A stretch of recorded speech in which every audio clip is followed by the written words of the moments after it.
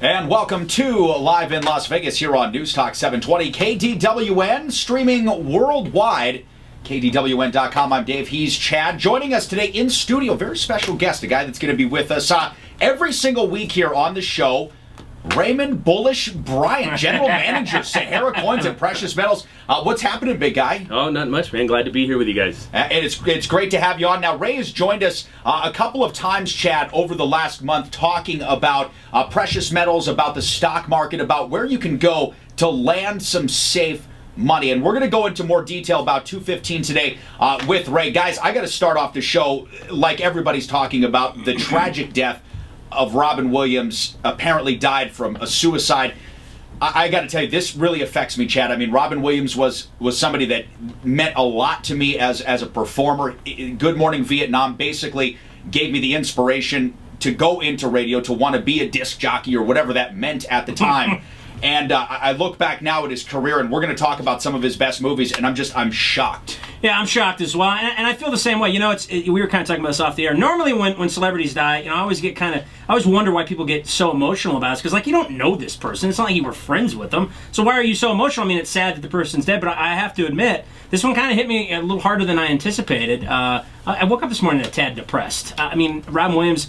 Same for me, a big inspiration. I thought, you know, outside of maybe George Carlin, one of the best stand-up comedians, and then when you add on top of all the stuff that he could do, you know, in movies, in TV shows, he was just one of a kind. And I don't like to throw this around too often, but I would say comic genius is the term I would use. Listen, no doubt in my mind, comic genius. The guy was a Juilliard-trained comedian and actor, a performer of the highest degree, and being a young kid, growing up with a single-parent family, a lot of time was spent around the television. A lot of time in the 80s was spent around Nick at Night. And I got a chance, seriously, to watch Mork and Mindy and help me develop a personality, or at least 12 of them. Now we know what the problem is. That were very, very useful. And you look at his career, Chad, I mean, it touched us in so many ways throughout the years. When my little brother was 4 or 5 years old, who is now 20-plus years old, Aladdin was the big movie at the time. And I watched that movie 573 times, about 300 of them in a row. And it still never got old because of the work Robin was able to do with his voice. And you and I are both voiceover actors on the side, and you know, you've got a bunch of great characters. But you know, you look at a guy like Robin Williams, another inspiration for people in our field. It was just unbelievable. And the other times I remember him was Comic Relief. I don't remember how big that was in the 80s, but it was him and Billy Crystal and Whoopi Goldberg. And I remember watching that as a kid, and as it went on, it kind of lost its luster. But boy, initially, I thought that was really good stuff. Not to mention just a great cause, but Robin really shined in those moments as well, along with doing movies. And then he's done multiple HBO specials, and his stand-up is top notch. I mean, it's even better than the stuff he does on screen. And you know, we were talking with Jim Dallas, and he mentioned that one movie, 1 Hour Photo. Right. Movies like that, Good Will Hunting, where it showed his range. I mean, he wasn't just a funny guy. This guy could act. No, and I mean, Good Will Hunting, the only movie in which he actually won an Academy Award, was nominated for many, but he showed his range in great films like Dead Poets Society. Good Morning Vietnam, we mentioned, that had a serious side as well as a comedic side. Another movie from when we were kids that, well, at least I was, Chad, you were probably 20 years old, but Hook, when that came out in 1990-91, that was another movie that just redefined the Peter Pan story, and it was because Robin Williams was able to take that role and make it his own, a 40-some-year-old guy playing a kid. It was unbelievable. Ray, that was your favorite movie, wasn't it? Hook. I know you're a huge fan of. I'm actually a Rufio fan myself. I mean, but when you Rufio, I know you expressed a little bit different, thoughts on sentiment on this earlier before we were on the air. I don't know if you want to bring it on there, but you know, talk a little bit about what your thoughts when you see all this stuff about Robin Williams. Look, don't get me wrong. Robin Williams, talented guy, great guy. On the other side of ththings, I tend to have a hard time when I see nothing but, oh, I'm so sad. I don't know the guy. I mean, great guy, great comedian, that's fine. But I don't understand it. To me, there's more important things that are going on that are, that resonate better with me. Yeah, I mean, I agree with that as well. I guess it just kind of hit me a little bit personally, just because I don't know why. I mean, it's like the rest. It's like everybody else to put people on pedestals, but he was just one of those guys I kind of idolized as a child. And when you see a childhood hero, like, have you ever met a childhood hero before? I've had the opportunity to do it. And I've met a lot of celebrities, being in this business, and normally, it's whatever. But when I met Hulk Hogan, I turned into a 12-year-old because it reminded me of my childhood, and it's kind of similar with Robin Williams. I just remember watching hours and hours of Mork and Mindy. It's just it's sad. Yeah, I did that when I met Hulk Hogan's daughter. It turned me into an instant 14-year-old. I was just like, wow, what's going on She here? could kick your ass, by the way. Oh, man, I'd love to let her try. Listen, it isn't necessarily, I mean, Ray, because I can understand your sentiment, too. I mean, for guys like us, I will say that we have to be allowed a small pass. And I say guys like us, like Chad and I, who spend our days basically developing creative ideas, trying to bring them to the public. And you realize how difficult that is, and the immense pressure that you're under. I mean, we don't do anything of magnitude. Robin Williams on a stage in front of millions of people every time he gets up. So there's quite a bit of pressure that goes in there, and I really appreciated everything that he did on the screen, on stage, like you mentioned, as a comedian and as a voiceover actor. Because again, inspiration to me. If you've got any thoughts today that you'd like to share with Robin, we're going to open up our phone line 702-257. 5396 702-257 KDWN. We'll bring you on here. Let's just say what was maybe your favorite moment of Robin Williams, your favorite movie. And now some details are coming out, and it looks like that he did commit suicide, and it was by hanging with a belt. Right. In his bedroom. So, and there's speculation out there. I mean, who knows? But it looks like for sure that we are talking about suicide for sure, and it was hanging. Yeah, in his bedroom, possibly sitting down in a chair. He could be doing the Highlander shuffle right now. I don't. David Carradine. I'm not sure, but if you're the family, I could kind of cover that up if that's the case. You know what? Yeah, there should be some measure of privacy. I wouldn't be surprised if we've got unmanned drone helicopter, things coming to take pictures of his house over the next couple of days, trying to dig into this. TMZ obviously won't let this rest until they find out exactly what happens or make up a story adequate enough to sell. But Robin Williams is a guy that has a history of having mental illness, being troubled. I think he was bipolar. He's obviously had problems with coke and different kinds of drugs. And an article that I read, and I know you don't agree with it, but said that he had money problems, and one of the reasons why he took that TV job that just went belly up was because he needed the money, and that he had to sell his mansion, and all these problems were mounting, and this is why he decided to take his own life. Yeah, it's really sad, and you know what? We've got a little homage here to Robin Williams. You put something together this morning. I'd like to share that right now, Angie. Yeah, a little Mork and Mindy in there. Yeah. And when I forgot Jack, remember when he played the 10-year-old kid? Sure that was an amazing role. He really nailed that thing. Yeah, he nails just about everything I've ever seen him in. One of my favorite movies also, a completely off-the-wall film, was The Birdcage. I mean, that was one where, you talk about, the level of comedic genius that he had, it was so astounding, because for him to be able to pull off that role so seamlessly, I still don't know how he was able to do it. That was in that little montage. That was the first clip, and him and Nathan Lane, they were great together. That was an amazing movie. It was one of those things where you and I were kind of naming off a couple of crappy movies he did, and let's face it, he did a couple of crappy ones, sure, but the majority of them were great. Here's one that I remember as a child: Popeye. Yeah, he didn't get first movie. He didn't get a lot of credit for that. As a matter of fact, critics kind of dumped on it. But as far as trying to make a cartoon character come to life, I thought he nailed it personally. Well, I was 4 when I saw the movie, but yeah, I think he nailed it too. He got the Popeye arm thing down, and that was the most important, that you get the big arms like Popeye. But now, speaking of problems, Chad, you mentioned, a lot of money problems. A lot of folks have problems, 99 problems, as a matter of fact. Coming up tomorrow here on Live in Las Vegas, you might have 99 problems, guys, but the law is not going to be one of them. We're going to be bringing on Judah Zakalik from Peters & Associates every single Wednesday, Chad, here on Live in Las Vegas, to answer your legal questions for free right here on the program. So free legal advice for a whole hour, 2 to 3 on Wednesdays. Judah's going to be joining us in studio, like I said, tomorrow. And again, if you have 99 problems, the law is no longer one of them. And you can actually tweet questions to us at hashtag Panda Law. Hashtag Panda Law. And as you mentioned, Jay-Z is going to be in studio tomorrow. Jay-Z himself. And he's got the look too, man. He's got the clean-cut, bald head. He can make it work. He drives a hot car, man. He works for a great firm, and he's going to be dishing out a lot of great advice. Now, speaking of great advice, on the other side of this break, we're going to go into our precious metals report with none other than Raymond Bullish Bryant, Sahara Coins and Precious Metals. Stay tuned right here on KDON 720 to Live in Las Vegas. Yeah, welcome back to Live in Las Vegas here on News Talk 720 KDWN, streaming worldwide, KDWN.com. You can follow Chad and myself 24 hours a day, 7 days a week on Twitter. For me, it's at Dapper Dave C, and we want to keep this little contest going. So follow me at Dapper Dave C, follow him at Chad Tweet Stuff, and yeah, you'll be happy that you did. You can also go to daveandchad.com, Chad, because right now It's back to You fixed it. It's back to normal. It's working again. I don't know what you did, but you did a good job. Nice work. I shook the computer really hard, and I said, "I am so mad at you now. Why don't you just work?" And so between that and the 1-800 number, Yeah. we got it working again. Between that, why do you have to rain on my parade like that? I shook the computer. It works. You know what I mean? It's the best form of communication. All right, shake it. all right, Fonzie, get over yourself. Thank you.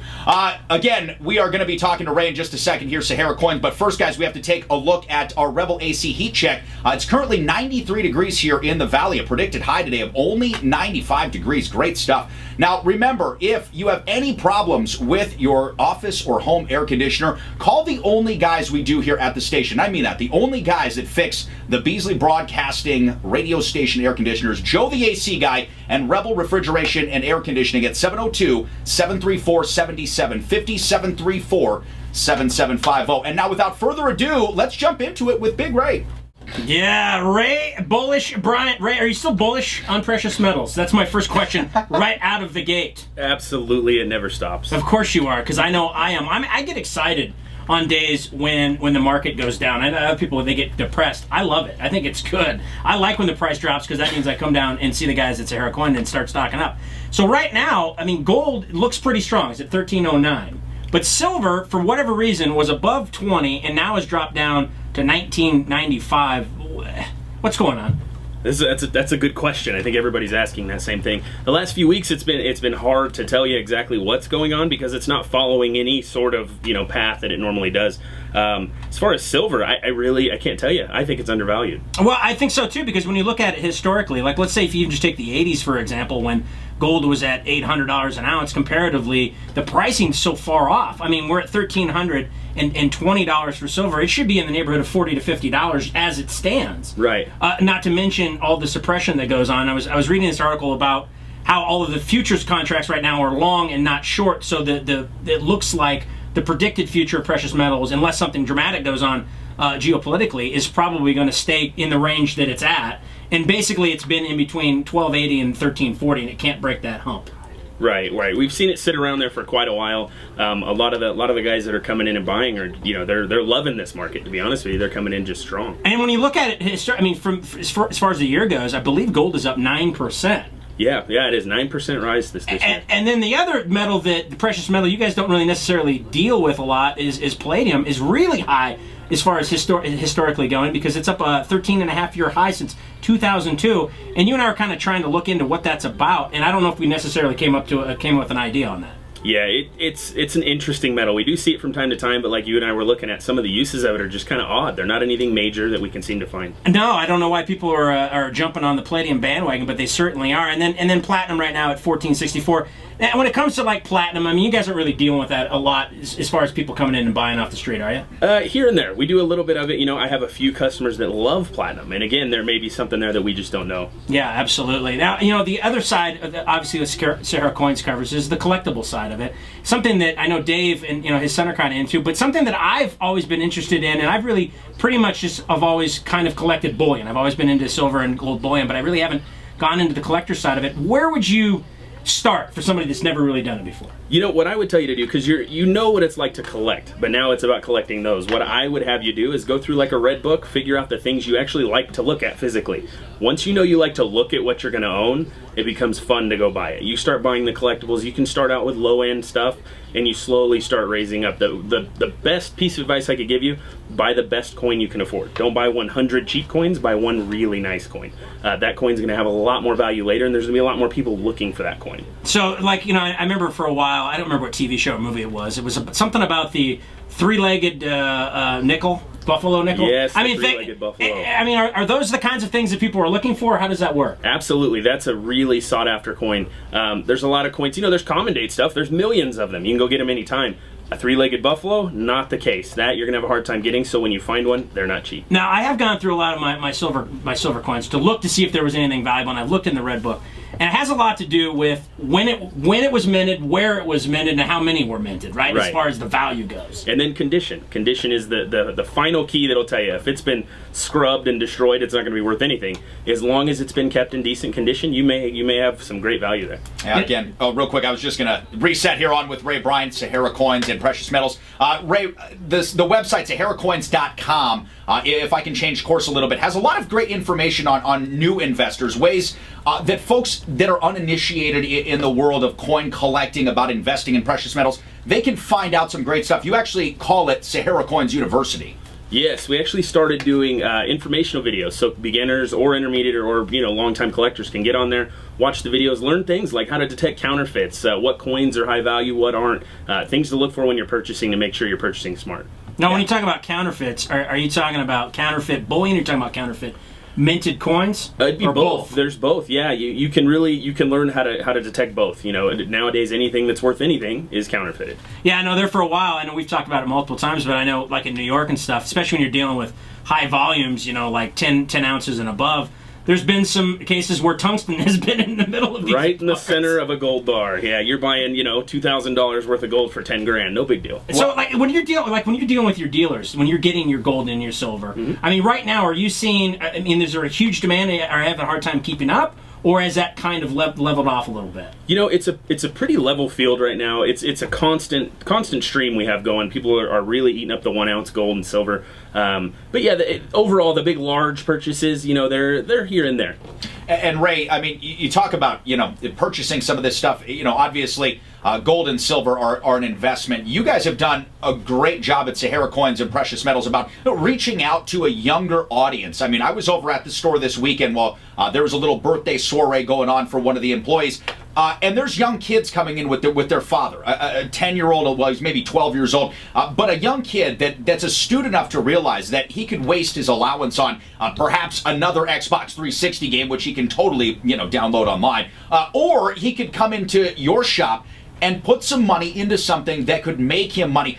Your focus, though, at Sahara Coins and Precious Metals has been largely to get those younger folks involved. Right, we're doing a lot for that. We want the kids to come in for that exact reason. There's a lot of opportunity there. We're going to be doing things like live auctions for kids, to come in and purchase coins and fill these. We have coin collecting for kids books. That's really what we're getting to the kids now. It just gets you a good start, kind of gets you informative. The other thing I love that you guys have done in the shop, because I've been going there since 2007. In fact, when I first started going, you weren't at your current location. You were down further on Sahara, but now you've added couches, you've added like breeding material. I'm afraid I'm going to end up just living there. Right, it's Club Sahara Coins is what we're going for. You've had a couple people fall asleep there for crying out loud. We have. And that's not generally recommended, though. You don't just get to come and take a nap unless you've got maybe a couple of $1,000s worth of gold or silver that you want to sell. And then Ray's going to be like, hey, yeah, take a nap, put your feet up. Absolutely. Let me get you another drink. Again, Ray, for folks that are just tuning in right now, we've been talking about coins, precious metals, and really investing your money safely. Go to SaharaCoins.com. You can even bring up their page while you're streaming us on KDON.com. Take a look at what Sahara Coins has been doing. You guys have been around, like Chad said, for a long time. He's been investing with you for over 7 years, but folks here in the Valley have been investing for over 16 years with Sahara Coins and Precious Metals. Let me ask you, in the next 5 years, Ray, where do you see the business going? Because it's changed a lot over the last 3, but what can you predict for us, at least broad scope here for the future? It's becoming more common with everybody. I mean, even in the 6 years that I've been with this store, we have a lot of people that would never have thought of coming to a coin store. And now more and more, it's becoming a broad thing that everybody's getting into. So in 5 years from now, I mean, I could see, a lot of people being involved. One of the things that always strikes me is the first time you see somebody actually physically hold a piece of gold. Because most people, there's a lot of people that have never really done that, and when you do, you can actually feel it. There's this intrinsic value, and it vibrates, and it's just. I mean, I get all giddy about it, but to me, it's like you're actually holding wealth, and right. it locks your purchasing power. I think that's the one thing that people kind of get misled when they buy precious metals. They think it's like buying stocks. It's not. It's about locking your purchasing power. You're not chasing yield. You're locking it in. Right. Well, and as we've talked about so many times here on the show over the last couple of weeks, I mean, how could you avoid the news that the world is basically going to hell in a handbasket? Okay? And as this thing goes, even the most, I guess, positive thinking people, the most positive reframers, of which I count myself one, are now starting to look at the trends and say, this is a real trend. This isn't an anomaly that the way that the world is going to, to change anytime soon. So with that being the case, a reasonable next step is then, how can I protect my money? Because if we've learned anything from history, inflation and deflation happen very secularly, okay? And we're in one of these cycles right now that if, as Chad has mentioned so many times, the BRIC nation kind of takes over, at least a large portion of money trading between Russia, China, Iraq, Iran. This is going to, more Iran, not Iraq. This is going to alter the course of America's dollar and the way that we're able to spend it. Absolutely. The power of the dollar is lessening more and more every day. And every time you see these headlines and the BRICS nations get together and they start to scheme, I mean, we just get lost in this situation. And unless you have some physical wealth, some commodity like gold and silver, you're kind of in trouble. Yeah, you're basically screwed. Speaking of a lot to lose here, the United States Postal Service is losing their shirt, $2 billion in the second quarter. We're going to talk about that and some of the other top stories when we come back here on Live in Las Vegas. Welcome back to Live in Las Vegas here on News Talk 720 KDWN, coming at you worldwide, KDWN.com. Thanks for carving out a piece of your day, making us part of it. Dave, Chad, Ray Bryant from Sahara Coins in studio. Great stuff there. On the other side of this break, we're going to have Ray with us every single week, and we're probably going to try to get you in here on Tuesday, Ray. I want to keep you away from the fricas on Friday, but we're going to get you every Tuesday here in studio, talk about precious metals investing. And if you've got any questions, again, our phone lines are always open here on the show, 257-5396, 257-KDWN. You can also hit Ray up on Twitter. Now, Ray, give your Twitter handle. I gave it yesterday, but so now it comes from the bull's mouth. Yes, it's at Raymond in Vegas. That's Raymond N, the letter N, Vegas. Yeah, see, that's what I mean. When you get on Twitter late, man, your handles are so limited. Oh, yeah. Chad tweets stuff. I thought the simplicity is brilliant. I thought it was solid. I I thought for sure that was gone. I was like, no, there's no way this is going to be here. I came up with this late at night. I was thinking, Chad's tweet stuff, that'd be good. And I looked it up. Boom, it was there. I'm like, He's the only person I know that's actually had that happen, except for when Twitter first came out and they were giving people trial runs. You're telling me Dapper Dave wasn't your first choice? No, it wasn't. Dave's not here. That was my first one. Dave's not here, man. That was the second one. They were all taken. That was taken on day one. It was Twitter. Of course, and see, that's what disappointed me so much. I'm like, I didn't know 647 people also thought of Dave's not here. Now, talking about people not seeing things coming, though, the United States Postal Service, I don't think saw what's happening to them right now coming. We're going to talk about that in a little bit more in the live news. Oldest institutions in America. Actually, one of the things that I think is probably the best about this country is the United States Postal Service, for the reason, I'm going to tell you why. Really? Yes, and here's why. You can send communication across country for over the last 150 years for basically no money. I mean, you're even talking in today's day and age, 40-some cents a stamp to send communication across country. I thought the idea in its principle was essential to the building of this country. If you did not have the post, you would not have been able to communicate a lot. So I'm a little disheartened to see this happen. Now, the reason that they're losing their shirt, guys, is the fact that in 2006, Congress made the United States Postal Service overfund their pension for like 175 million years, basically ensuring that they would be beaten out by the big money lobbyists at UPS and at FedEx, okay? I mean, call me crazy. Money wins again. So the United States Postal Service, which is basically a nonprofit, it's not a part of the government, but it doesn't make any real money, lost $2 billion in the second quarter because of these egregious oversteps by the Congress. Your thoughts? Well, yeah, and then the other thing is, in this report, when you're reading this article, is that how out of date all their stuff is, as far as their trucks and their sorting equipment, and how if they want to compete with said FedEx and UPS that they need to update this stuff. But unfortunately, the bill for that is ridiculous. So I don't know. We've been kind of fighting this issue for the last year or so, and they actually threatened to quit delivering on Saturdays, which wouldn't have killed me. I think the majority of people communicate nowadays, electronically. I don't think it would have been the end of the world, but it definitely would have been, it's a big deal. When you start looking at the United States Postal Service, like you said, 150 years of success starting to wither away, you start questioning everything at that point. Well, and there's, you and I, Chad and Ray, I think you're fairly familiar. You're from Northern California. We've all seen small towns, and we've lived in some. At least I have. I know, Chad, you have, and Ray, I don't know exactly how small the town was that you lived in, but when you see small towns, you realize how essential a post office is to that small town. As a matter of fact, you're not allowed to be called a town without a post office. That's how you get township, is with the post office. Some towns don't have much more than the post office. So you talk about most people being on electronic communication, yes, for the most part, but out of 300 plus million Americans, there's still a large number that rely heavily on the Postal Service to deliver goods. If they're sellers, even internet sellers need the post office to be able to deliver goods. And what I just didn't like about the Congress's, kind of rewriting of history in 2006 was they're forcing hands into private money again. That's what they did with the Unaffordable Care Act. They forced money into private companies. Well, that's what they do because it's a fascist country at this point. Let's be honest. It's getting corporations run things. I mean, that's just the kind of way that things work. Yeah. And ultimately, I think the powers that be that have all these lobbyists that are in their back pocket want the United States Postal Service to tank for exactly those reasons. Because guess what? FedEx stock and UPS stock goes through the roof. That sure does. And whoever's in those FedEx and UPS districts, they're making. Talk about going postal. Yeah, no kidding. There's a vein popping out of your forehead. That's awesome. All right, hey, something else we're following here. A Spanish priest, 75, Miguel Parajas, died yesterday from Ebola. Now, this is a guy who was actually given the U.S.-made experimental drug Z-Map over the weekend to treat the condition. Didn't work. Now, we talked about this off-air, guys. Ray, you, Chad, and I basically think the same thing. At 75, you're susceptible to death at almost any time. You've lived a very full life. But, Ray, let me ask you, as just a general citizen of the world, are you concerned by this growing Ebola scare? Again, that can go two ways with me. I think of things a little different than the average person. So, I guess, kind of, but there's other things going on that sometimes I think things like this are just kind of put in my face for a different reason. Do you think it's kind of eerie, though, that the first two patients to be brought from the Ebola-stricken West Africa go right to Atlanta, where The Walking Dead started? I think you might be onto something.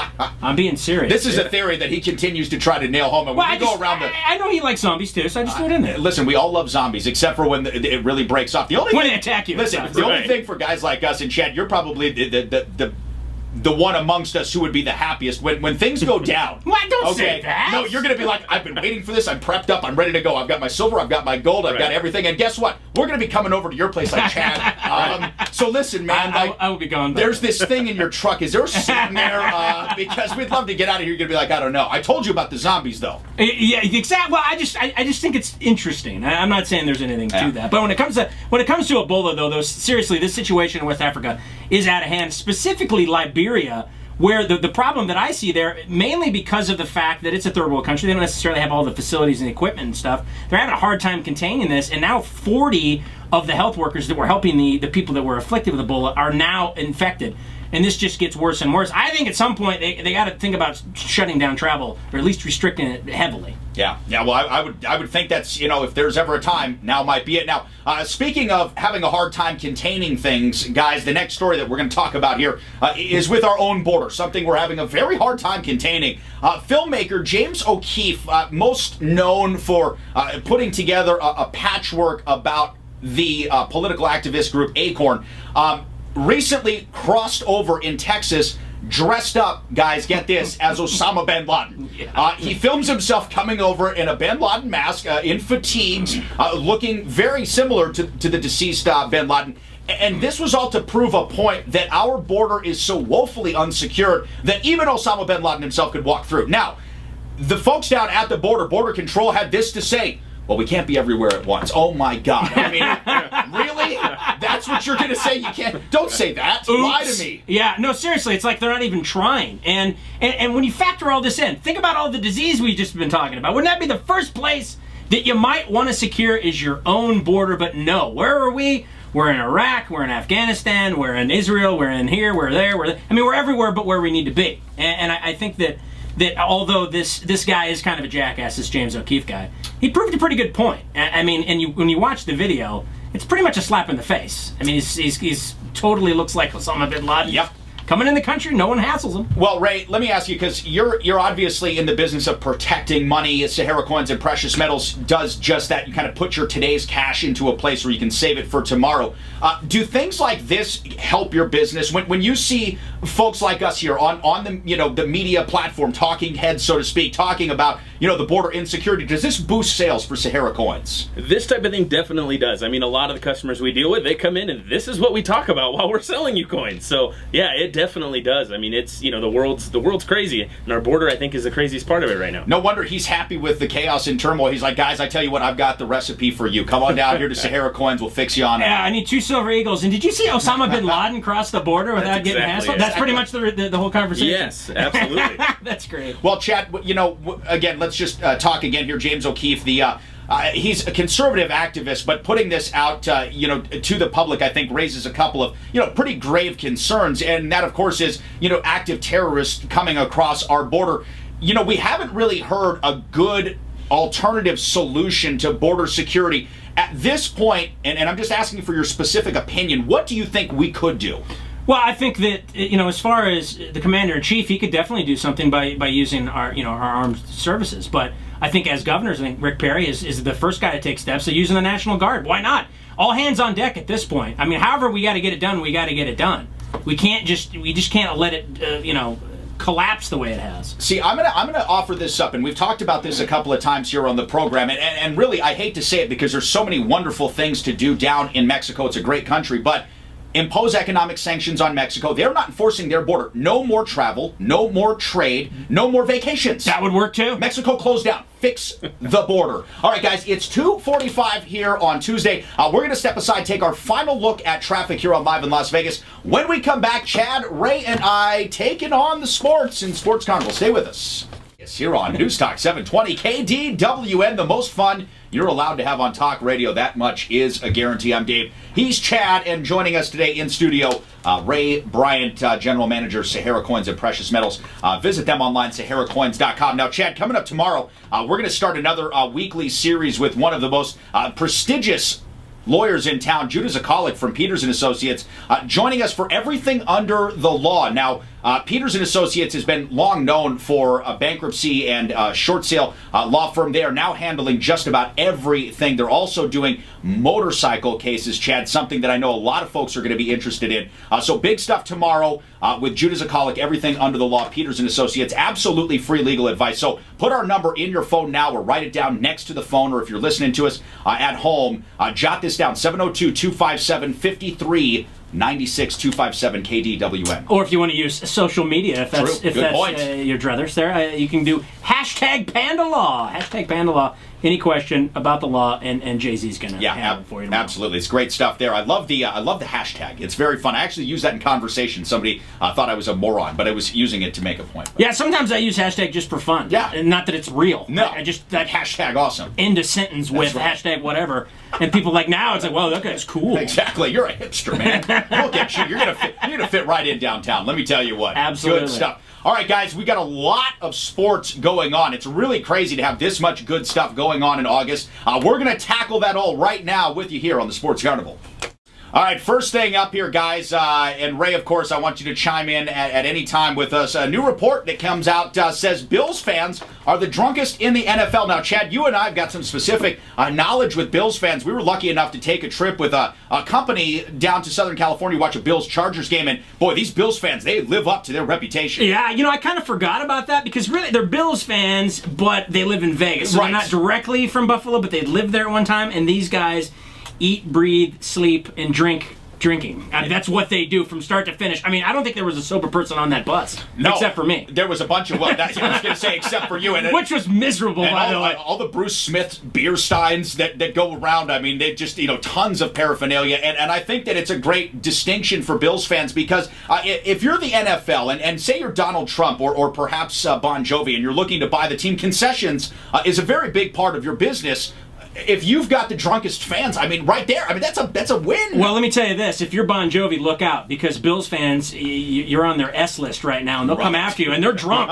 We found that out. See, now, I would have put Oakland up there. I would have thought they might have been up there on the list of drunkest fans. No, they're meanest fans. Yeah, and they probably are meanest fans, but I would think that between them, Buffalo makes sense. I would have thought Giants fans probably would have been pretty drunk as well. They are. And Packers Packers fans. Oh, yes. What do you that's think true. Packers fans would be, Naturally, but listen, the way that they rated the drunkest, it's not, I think, who drinks the most year-round, it's who drinks the most at the games. And so obviously Wisconsin leads in overall drinking. I mean, that's an obvious. Philadelphia, they actually have a municipal court in their stadium. They do, yes. To take care of drunkards. Deshaun So I would have Jackson put them spent, on. 6 weeks there, I guess. It was really awesome. Does that correlate to the richest as well at $32 a beer? Yeah, no kidding. Yeah, No, probably. that's a good point. I mean, if you're going to get drunk at a game, you got to be pretty well off, or just don't care. Yeah. Because it's going to cost you to get. I mean, a guy like Ray, it would probably cost him $300 to get drunk. Sure. Hey, but that's all part of going to an NFL game. You spend $1,000 and don't get to see much of the game. Thanks very much, tablet action. All right, talking another source of suspension here. Molly MDMA has popped up in Cowboys quarterback guys Orlando Scandrick. He'll be suspended for the first 4 games of the season. Now, sources tell ESPN Ed Werder that he was on vacation in Mexico. Again, boycott Mexico. On vacation in Mexico, and somebody put something in his drink. Do you think this will fly, guys? Is anybody going to buy this? No, it's the Josh Gordon secondhand smoke thing. Yeah. I think everybody knows what this really is. You took BS. ecstasy on accident. Right, it just happened. Right. Well, I mean, that can happen. I mean, it's plausible. It's plausible. I mean, it can happen. But did it happen here? No. I don't know. I mean, Not likely. it's not like you're going to be able to take advantage of cornerback Orlando Scandrick. I mean, he's a fairly large guy, and if you're getting him ecstasy, he's not going to sleep. He's going to stay up. I mean, so I can't really see a lot of positives to somebody just dropping it in his cup and hoping they'd be able to get one over. I think he was using the Josh Gordon excuse in this one. Possibly. Now, Worth a shot. Taking it back to Twitter, though, Chad, as you had mentioned earlier, you can hashtag Panda Law tomorrow. FSU, Florida State, they put out a Twitter campaign that just went bad overnight. It was hashtag Ask Jameis. So obviously the school didn't think this thing through. PR 101, not part of the curriculum, because within hours, all the stuff, hey, did you know it's buy one, get one free at Publix, not just take one? Hey, what about this chick? All this kind of stuff. So obviously they've taken down this particular Twitter feed. Are either of you surprised that good things go bad so quickly on Twitter? No, not at all. Again, I think that was one of those things that someone didn't think it through. Yeah, I think it's a bad idea. I mean, my wife even tells me hashtag stop it. It's bad. Now, listen, just wrapping up a couple of notes here. Greg Oden, former first overall pick, is going to be charged with felony battery for allegedly hitting his ex-girlfriend. Former UNLV star Sean Marion is meeting with the Pacers, Chad, to discuss the possibilities of joining their team. They'll actually have a $5.3 million injured player exception because of Paul George's horrific injury out here in Las Vegas. So that could possibly give them a leg up over the Cavs to sign Marion. Veteran quarterback Brady Quinn signs with Miami. And you've got some late-breaking news here as well. Yeah, the Cleveland Browns have signed unrestricted free agent quarterback Rex Grossman, and they have waived quarterback Tyler Thigpen. So Rex Grossman is now in the mix with Johnny Manziel and, of course, Brian Hoyer. And this weekend, I guess they're splitting snaps between Brian Hoyer and Manziel, which we've talked about, and see who's actually going to start. So it just became a little bit more interesting. And as you said off the air, this kind of shows me the sign that maybe they're not completely convinced that either one of these guys can do it. Well, I mean, Rex Grossman, if you look at all 3 quarterbacks, he's obviously got the most starts. He's taken a team to the Super Bowl. Remember the Bears' last Super Bowl run back in 2009? He was the quarterback there. And actually, last year, when the Redskins, he was the third-string quarterback, when the Redskins had injuries to both Robert Griffin III and Kirk Cousins actually got injured, Rex Grossman stepped in and played some decent football. He showed a lot of control. He's still got a heck of an arm. He's always had a heck of an arm. So I wouldn't be super excited if I'm Brian Hoyer. I mean, Johnny Manziel's the first. Is another He's one going to play He's because fine. they spent the money and they want him on the field. That's it. But if you're Brian Hoyer, you puck it up just a little bit upon hearing that noise. Hey, listen, Ray Bryant, Sahara Coins and Precious Metals, thanks so much for coming on, brother. It's been a fun show. Absolutely. Thank you, guys. Hey, our pleasure. We'll see Ray back here next Tuesday on Live in Las Vegas. For Chad, I'm Dave. We're going to take a 23-hour break, and we'll be back here tomorrow. Have fun.